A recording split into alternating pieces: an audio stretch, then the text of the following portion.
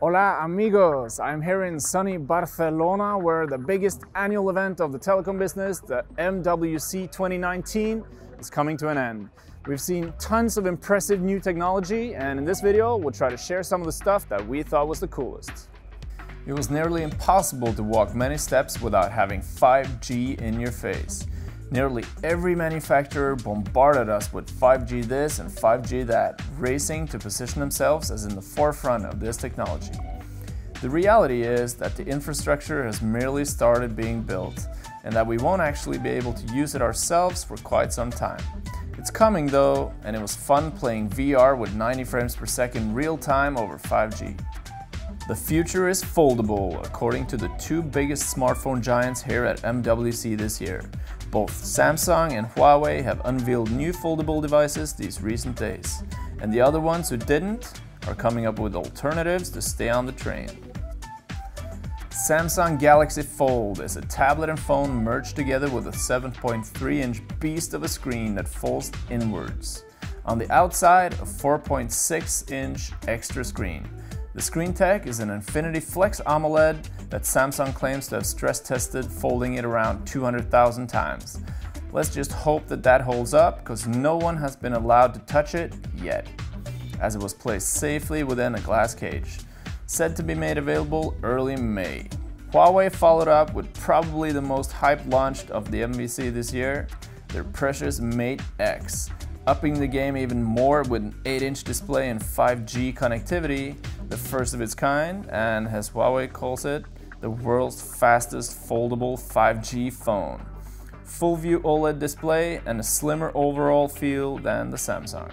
Sadly, we didn't get to touch this one either, and we don't know when it will arrive in our stores.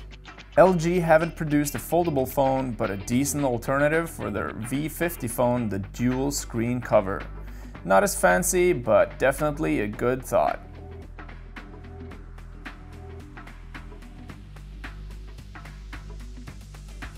We were hands-on with one real foldable at least, the Flex Pi from Royole. The screen is fully flexible, made out of some sort of super plastic and said to be unbreakable. Doesn't quite feel like a smartphone, but absolutely an interesting gadget. MWC is normally the hottest place for huge releases, and this year was no different. In addition to the foldables, we saw new flagship phones and major releases from all the big players. The one that probably impressed us the most came from an elite veteran in the game, Nokia. Their Nokia 9 PureView phone was among the most rumored before the convention.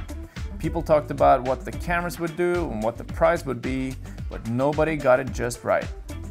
The 5-lens setup featured 2 RGB and 3 monochrome, all 12 megapixel, to capture a massive amount of data for depth and HDR. Speaking of depth, the 1200 layers of depth data is crazy and gives you the ability to swiftly edit the depth later on, also through Google Photos.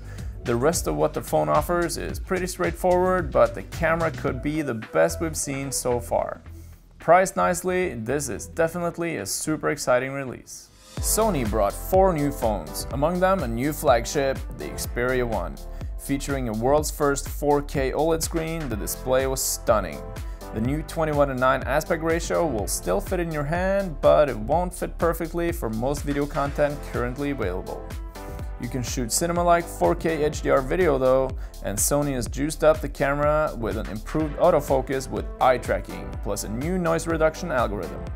Sony also launched their mid-ends, the Xperia 10, 10 Plus and L3, which we've already posted a video on. Also, Samsung had many things to show us, but obviously a lot of focus was on their S10, which we've made a separate video on, which you can watch up here. We also saw the new and sexy Galaxy Watch Active, which features an all-day wellness coach. We also saw the new Galaxy Buds that you can charge with your S10 and the super slim Tab S5e. Microsoft launched the HoloLens 2. A true next-generation mixed reality headset. The basics of mixed reality is overlay computer images on the real world. Really futuristic and super interesting. I hope we get to do a video on these sometime soon. In other headsets, we saw the HTC Vive Cosmos VR headset for PC. New controllers that are now a lot more ergonomic, and I can't wait to try this out. That was it, guys. The future looks bright, doesn't it? I hope you enjoyed these highlights. Adios.